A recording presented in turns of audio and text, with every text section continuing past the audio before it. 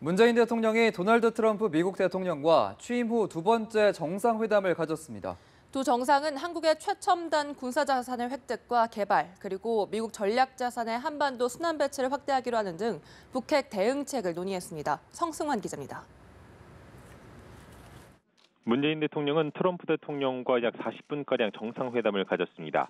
회담에 앞서 모두 발언에서 문 대통령은 북한의 도발이 대단히 개탄스럽다면서 미국이 아주 단호하게 대응을 잘해줬고 한미 간 공조도 빈틈없이 이루어져 아주 만족스럽다고 말했습니다.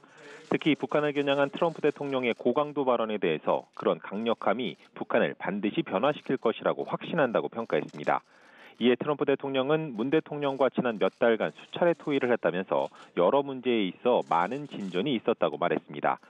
그러면서 한미 FTA가 미국에게는 너무나 나쁘고 한국에게는 너무 좋아 협정을 모두에게 도움이 되도록 바로잡는 노력을 할 것이라고 언급했습니다.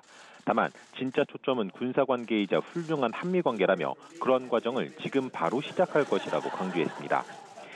이어진 비공개 회의에서 두 정상은 북한의 핵미사일 프로그램이 초래한 심각하고 고조되고 있는 위협에 대해서 의견을 교환했습니다. 박두현 청와대 대변인은 두 정상이 북한의 지속되는 도발에 대해 가장 강력한 어조로 규탄했다고 전했습니다. 유엔 안보리결의 2372호, 2375호의 충실하고 철저한 이행이 중요함을 강조하고 북한 비핵화를 위해서 최고 강도의 압박과 제재가 필요하다는 데 의견을 같이 했다고 말했습니다. 이어 완전하고 검증 가능하며 불가역적인 북한의 비핵화를 평화적인 방법으로 추진한다는 양국 공동의 목표를 재확인했다고 설명했습니다. 두 정상은 북한에 대해 압도적인 군사력의 우위를 유지하는 것이 필수적이라는 데에도 공감을 했습니다. 한국의 최첨단 군사자산의 획득과 개발 등을 통해서 굳건한 한미 연합방위 태세를 유지 강화하고 한국과 주변 지역에 미국 전략자산의 순환 배치를 확대하기로 합의했다고 박 대변인은 전했습니다. 한편 한미일 정상의 오찬 회동에서 문 대통령과 아베 일본 총리는 미국의 행정명령에 대해서 새로운 압박이자 북한 비핵화에 효과가 있을 것이라며 한 목소리로 지지 목소리를 냈습니다. 연합뉴스TV 성서환입니다.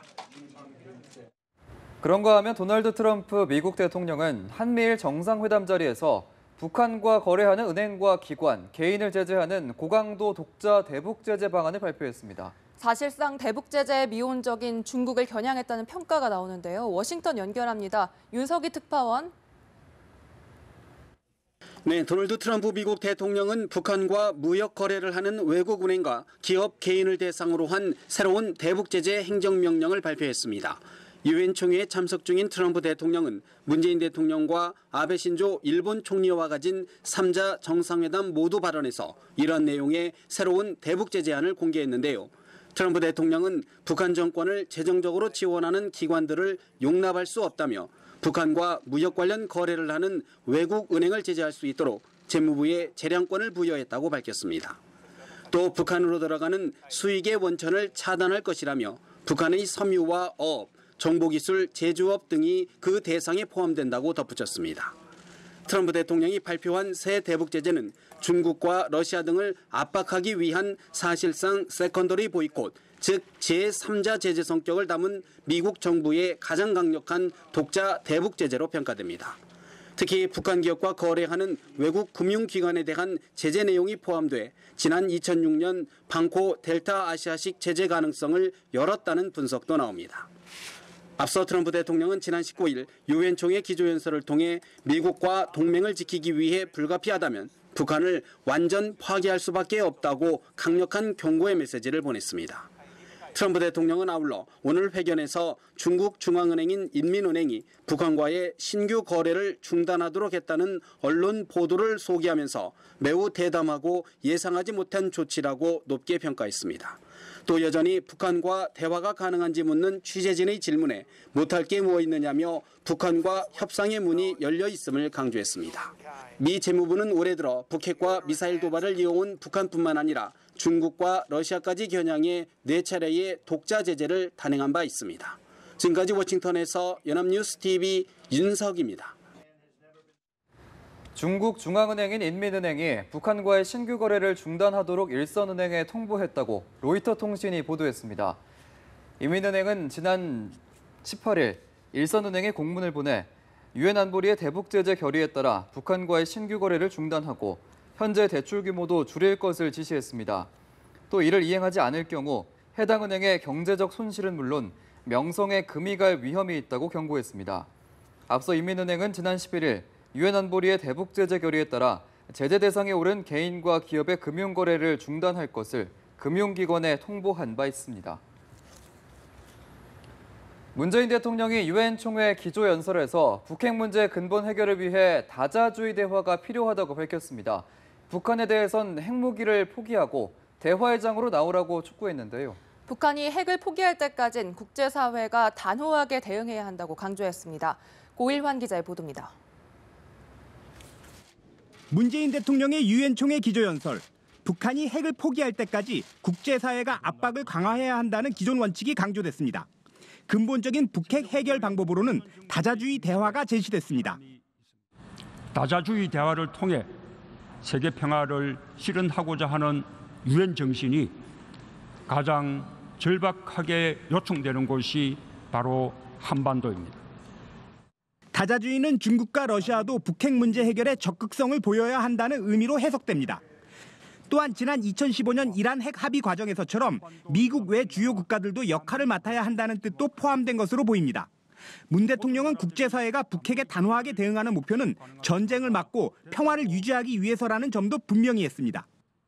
지나치게 긴장을 격화시키거나 우발적인 군사적 충돌로 평화가 파괴되는 일이 없도록 북핵 문제를 둘러싼 상황을 안정적으로 관리해 나가야 할 것입니다. 문 대통령은 평화는 분쟁이 없는 상태가 아니라 분쟁을 평화로운 방법으로 다루는 능력을 의미한다는 로널드 레이건 전 미국 대통령의 말을 인용하기도 했습니다. 레이건 전 대통령의 말을 인용한 것은 미국 보수층 오피니언 리더들을 의식한 메시지로 보입니다. 기조연설에서 촛불혁명의 의미를 설명한 문 대통령은 평창올림픽의 성공이 평화의 빛을 밝히는 촛불이 될 것이라고 말했습니다. 개회식장에 입장하는 북한 선수단, 뜨겁게 환영하는 남북 공동응원단, 세계인들의 환한 얼굴들을 상상하면 나는 가슴이 뜨거워집니다. 문 대통령은 남북 단일팀이 아닌 남북 공동응원을 언급해 눈길을 끌었습니다. 문 대통령은 이번 연설에서 평화라는 단어를 30여 차례나 사용했습니다.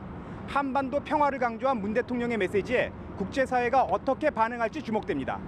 미국 뉴욕에서 연합뉴스TV 고일환입니다. 문재인 대통령이 이렇게 3박 5일간의 뉴욕 방문 일정을 마치고 귀국길에 올랐습니다. 북핵 해법에선 유엔 역할론을 부각하며 다자 외교의 틀로 논의의 범위를 넓혔고 넉 달여 앞으로 다가온 평창 동계올림픽을 세계에 알리는 데도 성과를 거뒀다는 평가가 나옵니다. 이경희 기자의 보도입니다. 문재인 대통령은 뉴욕 첫 일정으로 안토니오 구테우스 유엔 사무총장을 만나 북핵 문제 해결을 위한 대화 중재를 주도해 줄 것을 요청했습니다. 유엔 총회 기조연설에서 꺼낸 유엔 역할론을 염두에 둔 행보였습니다. 문 대통령은 미국, 일본 정상을 포함해 6개국 정상을 만나 강력한 대북 압박의 동참을 거듭 요청하는 한편 다자 외교의 무대로 북핵 문제를 이끌어내는 데 주력했습니다. 동북아 안보의 기본 축과 다자주의가 지혜롭게 결합되어야 합니다. 또 하나 문 대통령이 총력을 기울인 건 넉 달여 앞으로 다가온 평창 동계올림픽 홍보였습니다. 만나는 정상마다 평창을 향한 관심을 당부하고 북한의 참여를 통한 평화 올림픽 달성 목표에도 힘을 보태줄 것을 촉구했습니다. 우리 국민들의 놀라운 응집력과 열정, 높고 성숙한 민주의식. 저는 이런 국민이 있기 때문에 평창 올림픽은 성공할 수밖에 없다고 확신합니다. 문 대통령은 세계 금융의 중심지에서 경제도 적극 챙겼습니다.